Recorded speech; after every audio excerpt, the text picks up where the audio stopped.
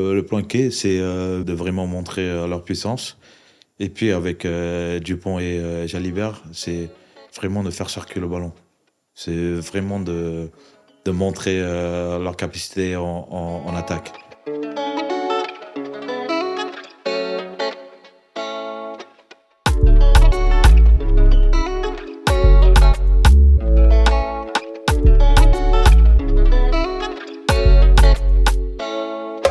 French Flair, épisode 7, bienvenue à tous. Nous allons parler avec Stéphane Armitage, qui apparemment aime bien la villa à Marseille. Nous allons parler des Bleus à 2 jours du match contre la Namibie.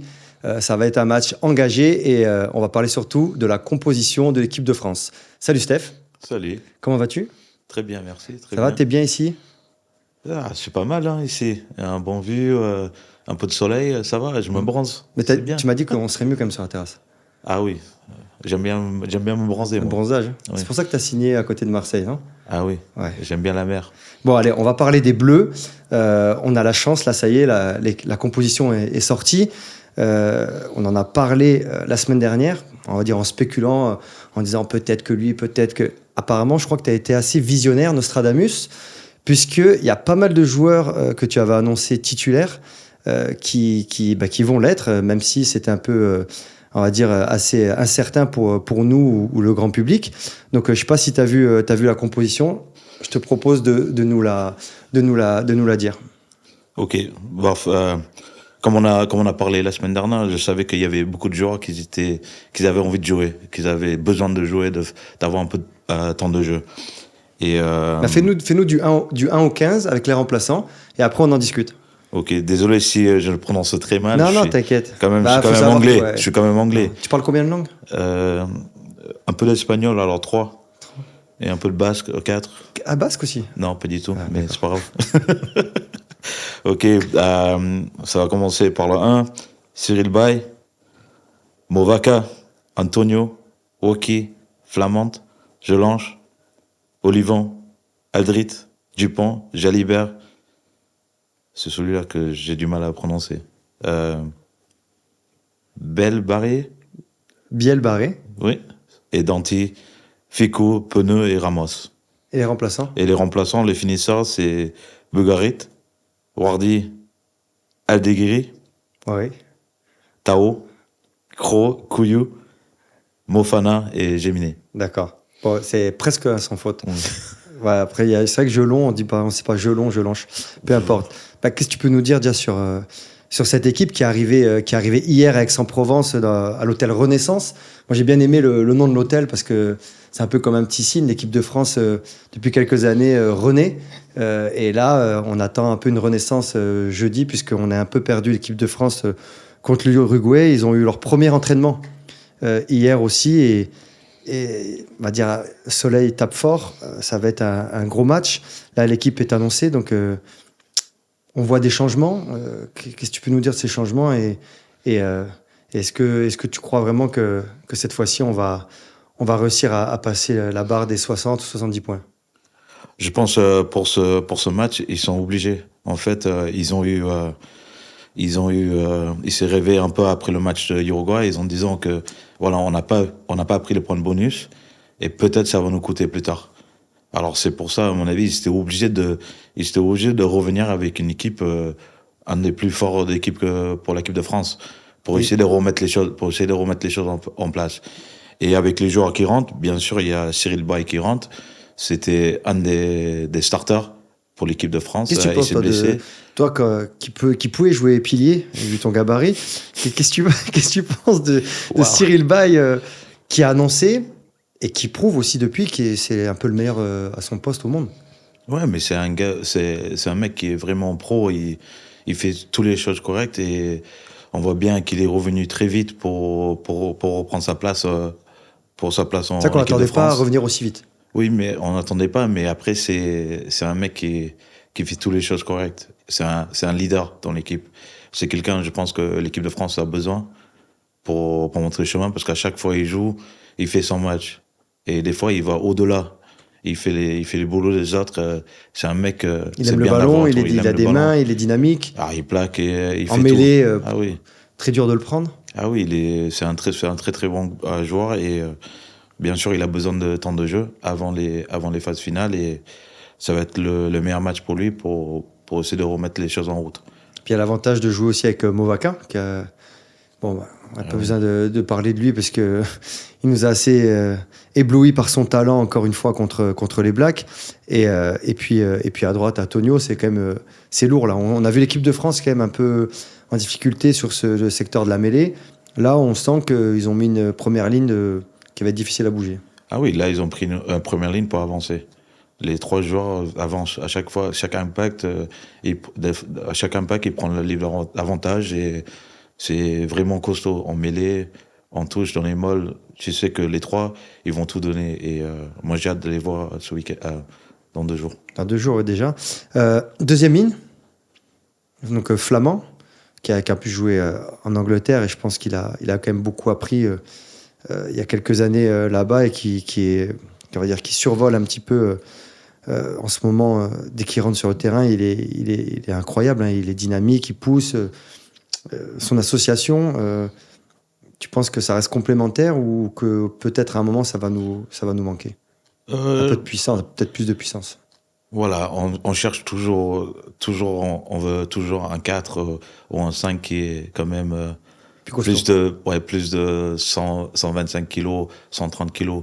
Mais je pense que avec les 2 secondes lignes, ils ont un jeu, ça va être vraiment un jeu où ils vont courir, ils veulent faire du French flair. Ouais, dynamique.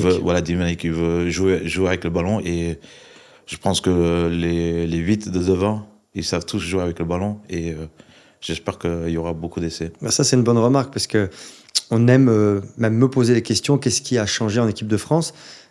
C'est pas un manque de respect, c'est une réalité. C'est qu'à l'époque, sur 8 avant, il y avait peut-être 2 joueurs qui aimaient manipuler le ballon. Alors qu'aujourd'hui, les 8 sont capables, mais à Tonio, ils ont la puissance, ils ont la vitesse, ils ont l'explosivité et ils ont aussi la gestuelle et la technique individuelle. Et c'est ce qui fait que l'équipe de France, aujourd'hui, est assez performante. Troisième ligne, là, c'est la troisième ligne un peu de rêve. Peut-être que le coach aussi en a rêvé. J'ai pas envie de parler d'Aldrit, mais plutôt de la titularisation de Jelonche. On en a beaucoup parlé contre l'Uruguay. Tu as annoncé qu'il allait être titulaire contre la Namibie. Explique-nous pourquoi il est titulaire contre la Namibie. Je pense qu'il est vraiment titulaire. Il apporte beaucoup dans l'équipe. C'est comme Cyril Bay, c'est un grand leader de l'équipe de France. Même il est très jeune, mais quand même, il apporte beaucoup sur le terrain. Et surtout, il a besoin du temps de jeu. Là, on a vu un quart de qu'est-ce qu'il peut faire dans les matchs. Et je pense que ce match, ça veut vraiment lui remettre en forme, que ce soit vraiment une vraie compétition entre François Cros et lui pour le prochain match et pour les phases finales. C'est pas trop cruel pour François Cros?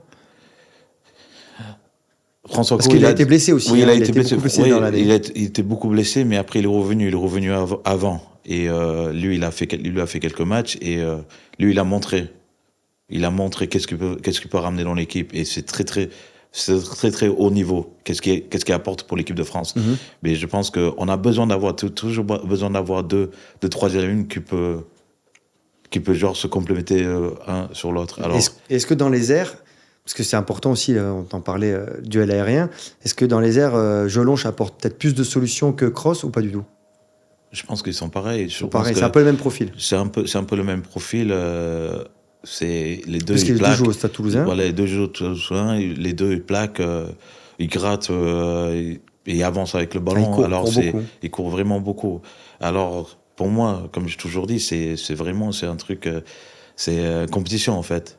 Et ça va faire progresser les deux. Ça va faire progresser les deux pour les matchs à venir. Ah, excuse-moi, Steph. Il y a un changement de dernière minute. Je crois le forfait de Grégory Aldrit au poste de troisième ligne centre. Chose que, on va dire, qui n'était pas le cas au début de composition. Donc l'équipe de France a dû s'adapter. Et c'est du coup finalement François Cros qui devient titulaire avec Jelonche et Olivon. Et devine qui va jouer numéro 8 ? C'est Jelonche. Est-ce que tu penses que c'est logique, cohérent ? On ne sait pas ce qu'a Aldrit encore précisément, mais apparemment il va être ménagé. Je trouve que, ouais, pour moi, c'est logique. Olivon, depuis le début, il a été le numéro 7 pour l'équipe de France. Alors, Pourquoi le changer? On sait que Jelonch, il peut jouer numéro 8. Il a commencé numéro 8 contre l'Uruguay et il a fait son match. Alors, on va le laisser là pour encore prouver son statut, on va dire. Donc au final, Jelonch, Choucros, finalement, les deux seront alignés ce week-end. Oui, ça va être. Je trouve que c'est la meilleure chose qui se passer pour Jelonch et Cros, parce que là, il va y avoir vraiment une vraie bataille de troisième ligne. Alors, je les souhaite le meilleur pour les deux et j'espère que les deux ils vont faire un très très gros match. Ben, on verra ça alors. Donc la charnière, pas vraiment de surprise, hein, avec Dupont et Jalibert, les deux joueurs s'entendent très bien. Là, encore une fois, on parlait que Gabin Villiers, déjà, qui est revenu de beaucoup de blessures, donc c'était déjà une victoire pour lui d'être dans le groupe. On connaît tout son talent, il ne l'a pas perdu, mais il a un petit peu moins bien dans ses performances. Et là, on a vu éclore ce Louis Biarré, pardon. Ils l'ont fait louper la Coupe du Monde moins de 20 ans, parce qu'il aurait pu être champion du monde, là. Bon, pour faire les stages avec l'équipe de France, et qui plus est, il a gagné sa place grâce à ce stage. Et aujourd'hui, il pointe le bout de son nez, on en parlait la semaine dernière, et là, titulaire, c'est quand même un message fort de la part de Fabien Galtier. Oui, c'est déjà pour commencer, pour lui, je trouve ça montre ses ambitions. Il aurait pu être champion du monde avec les moins 20, ou il aurait pu commencer tous les matchs et gagner, mais il a décidé de partir en stage où il y a beaucoup de compétition à l'aile. Alors il faut vraiment se battre jusqu'au bout pour arriver. Et il a fait le boulot. Il a fait le boulot et maintenant il commence dans ce match devant Villiers. Et je pense qu'il le mérite après son match qu'il a fait contre l'Uruguay. Je pense qu'il mérite encore du temps de jeu et voilà, il va l'avoir ce jeudi. Et on risque de le voir à l'œuvre surtout parce que quand on est lié en équipe de France, on marque beaucoup d'essais. On a encore vu marquer contre l'Uruguay. Contre la Namibie, l'histoire serait belle s'il nous mettait un petit hat-trick. Ah oui, c'est toujours, c'est pour les ailiers, c'est toujours le. C'est un peu le match highlight, parfait pour lui pour l'asseoir voilà, en tant que rôle de titulaire. C'est ça, mais avec Penaud de l'autre côté et lui de l'autre côté, on a les options. On peut aller chaque côté. On sait qu'ils vont faire le boulot. 1 contre 1, les deux, ils sont très dangereux. Alors pourquoi pas les donner le ballon et on voit qu'est-ce qui se passe. Mais je pense que vraiment, il va faire un très gros match. Et en plus, la petite info qu'on a eue, c'était que Biel Barré était le seul joueur à aller plus vite que Macalou. Parce qu'il va il va très très vite. Ah oui, et au test physique à Monaco, c'est le seul joueur à avoir un petit peu éteint tout le monde. Parce que toi, il paye pas admis, il a une petite tête d'enfant, il est tout gentil, mais c'est un sérieux client. Donc, je pensais que personne n'allait plus vite. C'est la référence, c'est Macalou. Je pense que personne n'allait plus vite que Usain Bolt, Macalou. Lui, il faudrait peut-être faire la compétition aujourd'hui. Entre les deux, non? Qu'est-ce que t'en penses? En plus, Bolt, il aime bien venir en France. Moi, je regarde pas derrière. Ouais, on mangera devant les popcorn. On va parler aussi de William Servat qui a été interrogé sur la gestion un peu de l'effectif, la composition. Je te propose d'écouter ce qu'il dit et puis après de réagir. Tiens. Notre match de la Namibie sera un moment de passage, un moment de construction pour notre équipe. Et comme je le disais avant l'Uruguay, on a fait en sorte de mettre les joueurs pour essayer de les avoir le plus performants possible, dans le meilleur état de forme possible pour les matchs à venir. Pour les matchs qui vont être les matchs à Couperet, les matchs les plus importants. Et le match de la Namibie est un de ces matchs-là où on essaie encore de construire notre groupe.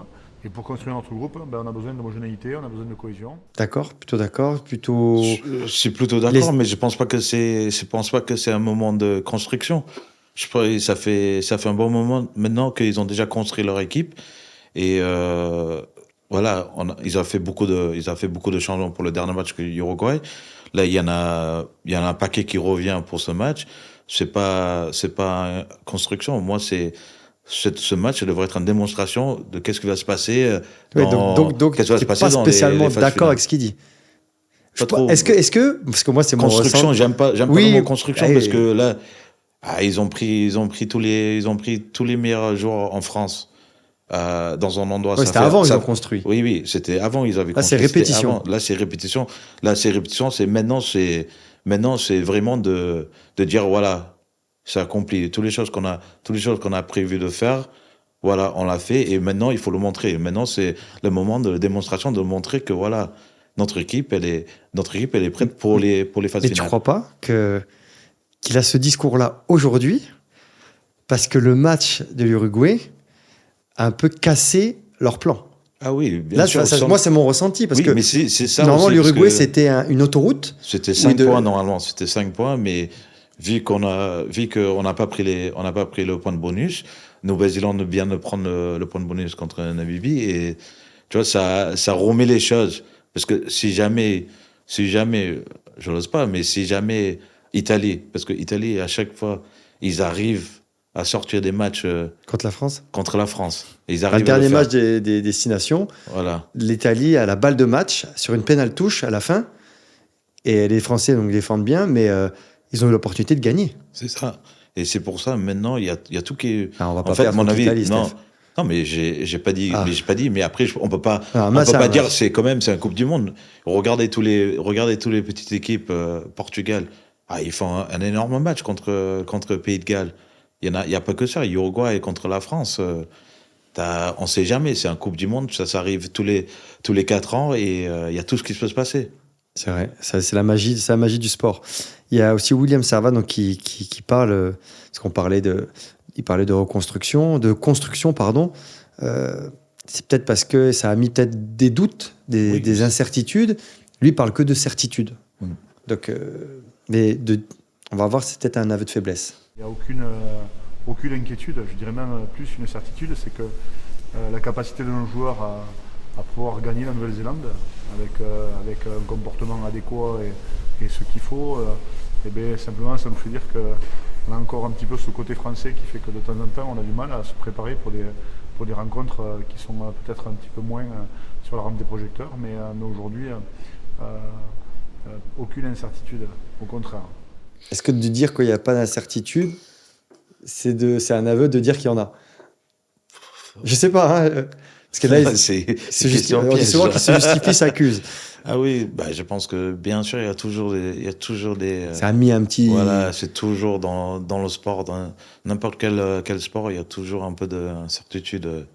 Après, ce qui est sûr, et là c'est une certitude, c'est que la France, on est habitué à faire des gros matchs contre les grandes équipes et à passer au travers contre les petites équipes oui, mineures. On a pu voir hein, l'Afrique du Sud en mettre plus de 70 le week-end dernier, la Nouvelle-Zélande aussi qui a étrié nos amis namibiens. Donc Namibie avec un jour de repos de moins. Ils en ont pris 70, 72 je crois 72, contre les All Blacks. L'Irlande qui a mis 82 points aussi à la Roumanie. Donc c'est des équipes qui arrivent à enfoncer le clou quand il faut. Là, on a loupé l'occasion, mais ce qui est sûr, et il le rappelle à juste titre, hein, William Servat, c'est que la France, on n'est quand même pas les meilleurs pour mettre 70 points à chaque fois aux petites équipes. Soit on en met 50, c'est déjà beaucoup, mais on a du mal à mettre ces 70. Donc, il parle plutôt, lui, de certitude, parce que c'est plus une erreur de parcours. Toi, tu as toujours eu cette vision-là, quand même, de l'équipe de France, où on est capable de se sublimer dans les grands matchs. Et à chaque fois qu'on joue les petites équipes, même si on fait pas des matchs de ouf, c'est pas grave, quoi. Ah oui, toujours. Je pense de l'extérieur, un étranger. Moi, je pense tout le monde a un peu cette vision de l'équipe de France. Et regardez, comme on parlait tout à l'heure, l'Italie, 6 nations et tout ça, c'est Uruguay au Coupe du Monde, c'est toujours ces moments-là. Nouvelle-Zélande, on arrive à faire des gros matchs contre l'Irlande, Nouvelle-Zélande et toutes les équipes, mais je sais pas pourquoi ils n'arrivent pas à juste. En plus, là, la France joue comme des favoris. Oui. Là, pour une fois, oui. c'est la première fois, la France est favori pour être champion du monde. Ça n'est jamais arrivé. Donc, j'allais dire, toi, on a été dans cette position en club. Je ne sais pas si tu te rappelles au RCT. À l'époque, même avec notre coach Bernard Laporte, on était l'équipe à abattre. On a eu des déconvenus. On nous attendait tous les week-ends. Sincèrement, dès qu'on jouait les gros matchs, c'était excitant quand même. Ah oui. Mais dès qu'on jouait les petits matchs, qu'est-ce qui se passait? Ah oui, on perdait. Hein. Est-ce que tu te souviens d'une défaite dans un club où on n'avait pas le droit? Grenoble Et aussi Oyonnax. Grenoble à l'extérieur et à la maison. Ouais. Est-ce que tu te rappelles d'Oyonnax ou pas? À Oyonnax? Oui. Qu'est-ce que nous a dit le président? Je sais pas, il a dit vous prenez pas l'avion, vous rentrez en bus. Et il avait dit à Bernard, même, ils rentrent par leurs propres moyens. Voilà, c'est ça. Et en plus de ça, on n'avait pas le droit de s'arrêter à une station-service pour acheter à manger. Ah oui. Non, mais c'était C'était incroyable. Ouais, mais après, Mais c'est dur d'être moral, dans le costume de favori, c'est dur quand même. C'est dur, t'as toujours la pression, en fait. Tout le monde t'attend et c'est vrai, c'est vraiment difficile. Mais nous, je pense que quand t'as des bons mecs autour de toi, c'est plus facile à gérer, mais c'est vrai, c'est vraiment difficile. Et il parlait, William Servat, de maintenir ce degré d'intention, de tension permanent. Donc c'est vrai que sur une Coupe du Monde, ça dure 2 mois. Sur une saison en club, nous, c'est 11 mois. C'est impossible d'être à fond tout le temps. C'est impossible. Oui, c'est vrai, c'est impossible d'être à fond tout le temps, mais quand même, c'est un Coupe du Monde, c'est tous les 4 ans. Non, c'est court, c'est très court. Oui, mais après, je dis, voilà, mais c'est très court, mais la Coupe du Monde, ça arrive tous les 4 ans. Alors, je sais que c'est intense, s'il y a tout qui est vraiment, vraiment serré, mais et comme nous, quand on était à l'époque, on voulait jouer tout le temps. C'est ça le truc. Ça arrive presque jamais, et peut-être il y en a beaucoup qui n'auront pas la chance après. C'est les vidéos de rugby, mais il faut être prêt tout le temps. Ben, je pense que d'ici 2 jours, on aura une très bonne réponse, puisque en alignant une équipe type, on va dire, très compétitive et surtout revancharde, qui aura, je pense, très envie de marquer pas mal d'essais. J'avoue que j'ai un peu peur pour la Namibie, parce que c'est jamais marrant de courir après le ballon et de jouer à toucher. Déjà, les Blacks les ont récompensés sur cette entrée de Coupe du Monde, où prendre 70 points, en plus sous la pluie. C'était sous la pluie, donc c'est ballon glissant, etc. Ça a été complexe. Donc, on va dire, on est tout cœur avec les Bleus, mais on a aussi envie de voir un peu de spectacle, un peu plus de résistance, plus qu'un entraînement dirigé. Tout à l'heure, on parlait de Cyril Baille, de la mêlée. Je voulais que tu écoutes... on va dire William Servat qui... Je sais pas si tu as joué contre William Servat. Oui, plusieurs fois. Impressionnant. Ouais, impressionnant. Il est... déjà, tu peux dire quand même... Il est dangereux dans les rocks. Dangereux, ouais. Tu peux déjà admirer déjà encore sa carrure, hein, parce que je crois qu'il ne s'entraîne plus, et il est encore plus costaud que tout le talonneur du monde. Là, il va nous parler un peu de la mêlée. La mêlée est la dernière, la seule épreuve de combat collectif organisée au monde. C'est la seule... La mêlée, il n'y a que dans le rugby où on peut retrouver une telle compétition et une telle étape organisée de combat collectif.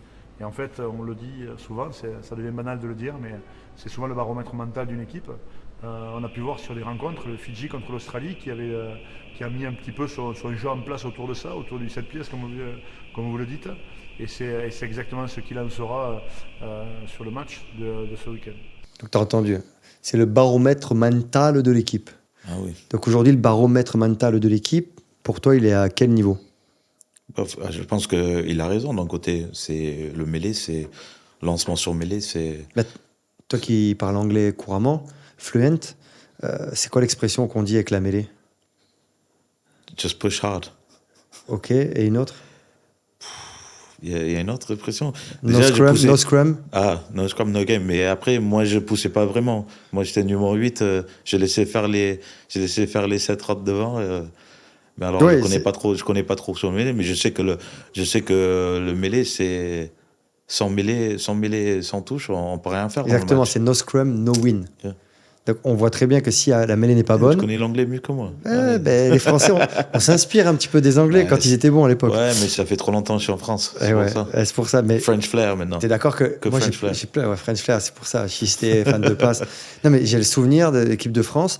On n'était peut-être pas très bon dans le jeu, dans la continuité, dans la construction.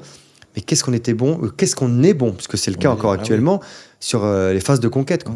La touche, les mauls et surtout les mêlées. Le nombre de pénalités qu'on récupère avec les mêlées. On a attendu les Français depuis sur leur force.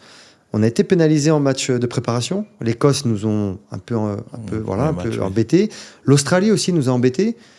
Contre les Blacks, ça a été... Bon, on a récupéré des pénalités, mais un peu complexes. Là, vu la composition, le baromètre mental de l'équipe, je pense qu'il va monter, non ? Oui, là, de toute façon, c'est obligé.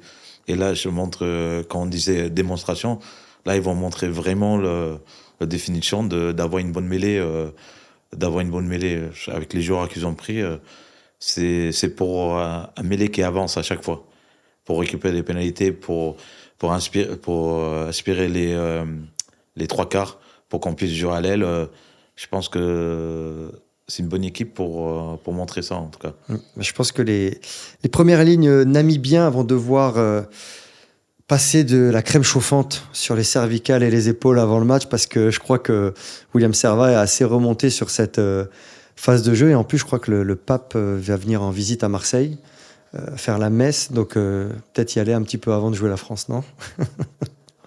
Non, mais voilà, c'est méchant à dire, mais je pense que vraiment Nabibi, d'après avoir pris plus de 70 points, Mais je il joue pense dans que, une deuxième voilà, division mondiale, donc c'est compliqué ouais, pour division, eux. mais je pense que d'après avoir vu certains matchs déjà cette semaine, par exemple, sur disons les Japonais contre l'Angleterre, il peut ramener un peu plus ce jeudi, parce que vraiment là, ils ont plus rien à perdre. Là, c'est vraiment, Ouais, il faut faut qu'il aller lâche les jouer. chevaux et que ça envoie. Là, il faut lâcher, il faut jouer, essayer de circuler le ballon. Peut-être de pas les affronter physiquement tout le temps, parce que quand même, Il y a du lourd. il y a du lourd devant. Mais je pense que c'est un moyen d'essayer d'accélérer le jeu, d'essayer de bouger le ballon. Et toi qui as joué au Vélodrome, parce qu'on est à Marseille, franchement, le public à chaque fois, c'est la folie. L'ambiance, elle est incroyable. Le stade, il est incroyable. Tu as joué des matchs très importants aussi au Vélodrome. On a joué des matchs incroyables. C'est quoi l'atmosphère? C'est quoi les sensations dans ce stade?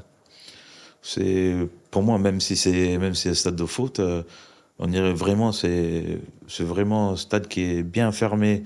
C'est un stade qui, dès que tu rentres sur le terrain, tu as toutes ces émotions qui arrivent. Pour moi, c'est un des meilleurs stades que j'ai joué. Et je pense, pour la France aussi, ça va être un endroit, il peut vraiment commencer à dire peut-être s'il y a un truc qui se passe à Paris. Tu vois, Marseille, c'est Ouais. là. Il y a un côté magique. Voilà, À c'est un chaque fois côté que la magique. France a joué au Vélodrome, Ils ont fait encore l'an dernier, ils ont joué l'Afrique du Sud. Encore une victoire. On me rappelle un match contre les Fidji. Je crois que c'était le premier match de Teddy Thomas où il met 3 essais pour sa première sélection. Il se passe toujours des choses magiques. Donc je pense qu'on va assister à des choses vraiment, vraiment extraordinaires dans 2 jours. Donc je pense qu'on va tous être soit dans le stade ou devant la télé pour supporter les Bleus. Voilà, mais aussi je pense que ça fait du bien de leur ramener un peu le rugby de l'équipe de France dans le sud.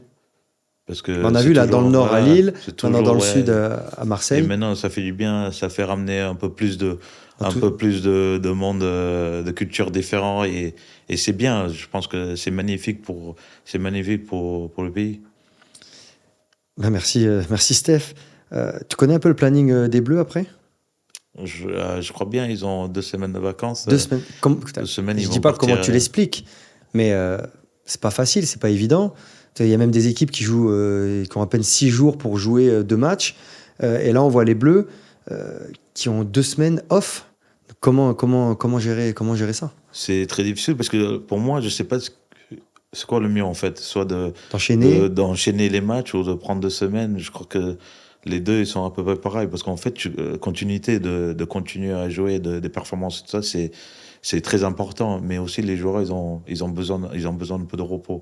Alors pour moi, ils vont rester ensemble, ils vont continuer à s'entraîner, peut-être prendre 2 jours de repos complet pour vraiment revenir, que la semaine avant qu'ils reviennent, et là ça attaque pour vraiment faire une grosse fan Coupe du Monde. Ouais, c'est important. Puis on a pu voir aussi les joueurs de l'équipe de France qui restent accessibles. Je sais pas si tu as vu, ils sont allés faire une visite à l'hôpital récemment pour voir les enfants.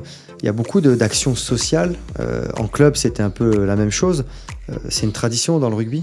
Oui, c'est une tradition. Ça montre que le rugby, c'est familial, c'est pour tout le monde. C'est vraiment des gens qui ont envie de redonner aux autres.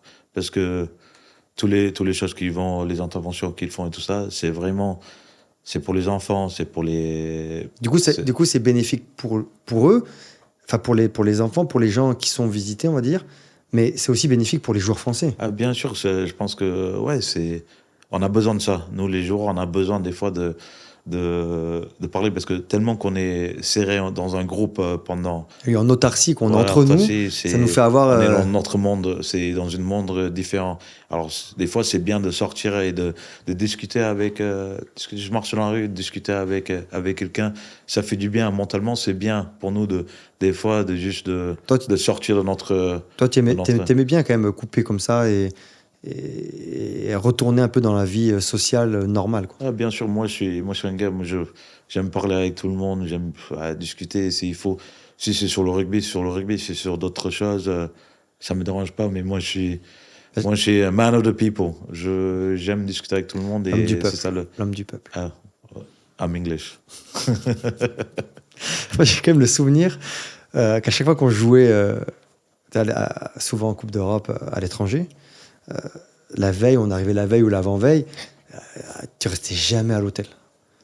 Mais c'est pas, moi je trouve ça cool parce que tu montrais que tu pouvais être à chaque fois man of the match et quelques heures avant, rigoler, jouer aux cartes, danser, parler avec des gens comme tu dis dans la rue. C'est incroyable parce qu'à un moment on avait l'impression qu'il fallait rester enfermé et être concentré, alors que toi tu faisais tout l'inverse. Moi j'adorais cet esprit-là et on l'a eu à Toulon à l'époque, et puis aujourd'hui c'est un peu on va dire l'état d'esprit de l'équipe de France. Toi c'était un besoin, non? Oui, moi en venant d'Angleterre, c'était comme ça.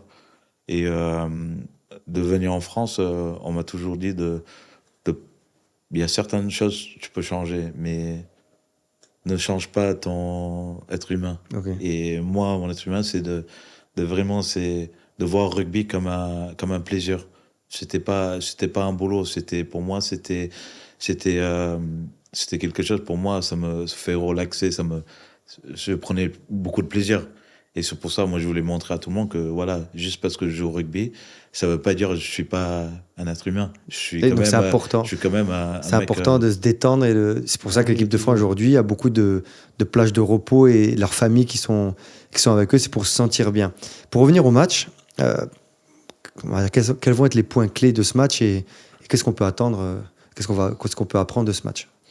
Je crois le point clé, c'est vraiment comme il a dit Liam, c'est vraiment les mêlées, les molles. Déjà, de vraiment montrer leur puissance. Et puis avec Dupont et Jalibert, c'est vraiment de faire circuler le ballon. C'est vraiment de montrer leur capacité en attaque. Et parce qu'on sait qu'ils l'ont déjà en défense. Ils sont très très forts en défense, mais maintenant il faut le montrer. Maintenant, qu'est-ce qu'on peut renvoyer pour les prochains matchs à venir. Ben écoute, on aura la réponse jeudi. Tu connais Fantasy Rugby? Yep. On va faire notre équipe. Moi, j'ai fait mon équipe. Okay. Je voulais te montrer mon équipe. Et aussi, on a la possibilité, un peu comme Fabien Galtier, de procéder à des changements. Donc, j'avais fait mon équipe et j'en avais parlé avec Philippe Saint-André, en plus ancien manager du 15 de France. Je te propose de prendre connaissance de ma nouvelle équipe. Je vais te dire aussi les changements que j'ai procédés et tu me donnes un peu ton avis. Parce que je crois que j'ai opté pour 8 changements. Je ne suis pas allé de main morte. Hein. Donc en pilier gauche, j'ai changé le pilier gauche avec le retour de Cyril Bay. J'ai dû malheureusement sortir Nariashvili. C'est quoi? C'est un bon choix quand même? Je pense que c'est un bon choix. J'ai eu le budget pour Cyril Bay parce qu'il était un peu sous-coté vu qu'il était blessé. Ouais, mais aussi c'est un mec, on sait comment il était avant sa blessure. Et c'est un mec que je pense qu'il a beaucoup à prouver pour se remettre en place. Et je pense que il a intérêt à me faire avancer en mêlée. Et surtout, tu l'as mis capitaine en plus. Capitaine en plus, mais oui. Je pense qu'il va avancer. C'est comme Jelon, j'ai dit capitaine, on fait revenir de blessures, on envoie tout. Talonneur, j'ai enlevé Crévy parce que ça a été une déception énorme, l'Argentine. Vas-y, dis son nom parce que j'arrive pas à le dire. J'ai mis qui à la place? Tokyo. Tokyo. Désolé, sorry. Franchement, je l'ai pas payé cher, sincèrement. Et je crois que c'est le meilleur talonneur All Black en ce moment. Sans manquer de respect à Adam Cole et Cody Taylor. À chaque fois qu'il rentre, il est dur comme du caillou, il avance, il est dynamique, il marque tout le temps. Je pense que j'ai fait un. C'est un bon choix. Ouais, les soldes là, c'était vraiment pas mal. Après, deuxième mine. Deuxième ligne, Dave Sissi, c'est. Ah, ça, c'est toi qui m'as conseillé. C'est moi qui suis Là, conseillé. là, t'es le conseiller du président. Ouais. Mais après, t'avais Pourquoi pas beaucoup d'argent. J'avais plus alors. d'argent. Non, mais aussi Dave Sissi, c'est un jeune qui était derrière moi à London Irish à l'époque. Ah, et c'est pour ça, c'est ton pote. C'est un Ah, tu troisième. m'as enfumé. C'est un troisième, Tu un m'as second enfumé. ligne, un très très bon joueur. Ouais. Et McFarland. McFarland, c'est un mec, il s'arrête jamais. Il court partout. Tu sais, voilà, il court partout. S'il y a un mur devant lui, il va essayer de le Bon, fracasser. ok, bah, je te fais confiance. Je te fais confiance. Troisième ligne, j'ai changé Hooper australien parce que l'Australie m'a déçu. Voilà, je suis énervé. J'ai mis O'Mahony, le soldat irlandais. Là, c'est facile. Non, c'est du petit lait. Oui, après, c'est un grand leader. C'est un grand leader du Il est paquet infatigable, ce de mec. fatigués. Il est Ah oui, increvable. il continue, même à son âge. Écoutez, continue. il est impressionnant en vrai, parce Ah que oui. j'ai pas le souvenir qu'il. Non. Peut-être pas contre nous, mais ouais, mais Il fait ses matchs à chaque fois, quoi. Voilà, quand on le voit sur la télé, quand on le voit au télé, franchement, il fait ses matchs. Il est toujours là, toujours en Infatigable. train de gagner des pénalités, toujours. Bon, c'est des bons- Peter, c'est des- hein, c'est Ouais, c'est des bons choix. oui. Par contre, là derrière, alors là, j'ai fait un grand coup de ménage. Bon, j'ai pas touché à la charnière ni au centre. Hein, les Flying Fijian m'ont donné raison. Là, ça va être difficile de faire meilleur. Mais j'ai changé l'arrière. Will Jordan, qu'il faut lui expliquer. Et tu expliqueras la règle qu'en l'air, on peut pas toucher, on peut pas plaquer les joueurs en l'air. Will Jordan, ce qu'il a pas compris. 3 ou 4 fois contre la France, il a toujours pas compris. Non, c'est pas une déception. C'est vrai, surtout un mec avec sa carrière, C'est incroyable. il devrait le comprendre. Bon, on mais a mis voilà, c'est Matsushima, très bon joueur, qui a fait un gros match. très très gros match. C'est un Alel, mec- Boffelli, pareil, hein, décevant. Et j'ai mis Téléa, pareil, sous-côté, qui coûtait vraiment pas cher et qui a fait un match exceptionnel contre les Français. Et puis après, j'étais obligé de faire revenir un autre joueur français. J'avoue, et je vous l'avoue, j'avais choisi qu'Antoine Dupont parce qu'en fait, j'avais pas l'argent nécessaire pour avoir plus de Français dans ma composition du début. Là, aujourd'hui, entre Baye et Biarré, qui reviennent, 3 joueurs français, pas des moindres, un joueur en devenir, un autre qui revient de blessure, Biel Barré à la place de Vénicolo. Je pense qu'il peut être un serial marqueur. J'ai préféré Biel Barré que Penaud. Moi, je fais un pari. Compliqué ou pas? Je trouve que c'est compliqué, mais je pense que il peut le faire. C'est un jeune qui est extraordinaire, qui va toucher le ballon comme Penaud, mais après c'est bien d'avoir cette composition sur les ailes. Tout le monde veut marquer des essais, et je pense que ouais, t'as fait le bon choix, parce que je pense que Penaud il est beaucoup plus cher, non? Oh, beaucoup plus cher. Ben ouais, mais c'est comme C'est ça. un des meilleurs Moi, joueurs du monde. je vis sur l'avenir. Juste petite prédiction, qui va remporter la Coupe du Monde? Il n'y a pas de piège. Tu peux dire l'Angleterre, hein, n'aie pas peur. T'as envie? Non. Franchement, d'après ces matchs qui sont passés, pour moi, je pense que ça va être l'Afrique du Sud. Afrique du Sud. Mais Non, mais tu peux. J'ai envie que ça soit la France, mais je pense que l'Afrique du Sud, Fait peur. ils font très peur. Ben écoute, déjà, on va s'occuper des Français, nous, jeudi, et on en débriefera vendredi dans French Flair. Merci Steph. Merci Max. C'était vraiment cool. Rendez-vous jeudi à Marseille pour France-Namibie. French Flair, c'est fini pour aujourd'hui et à vendredi.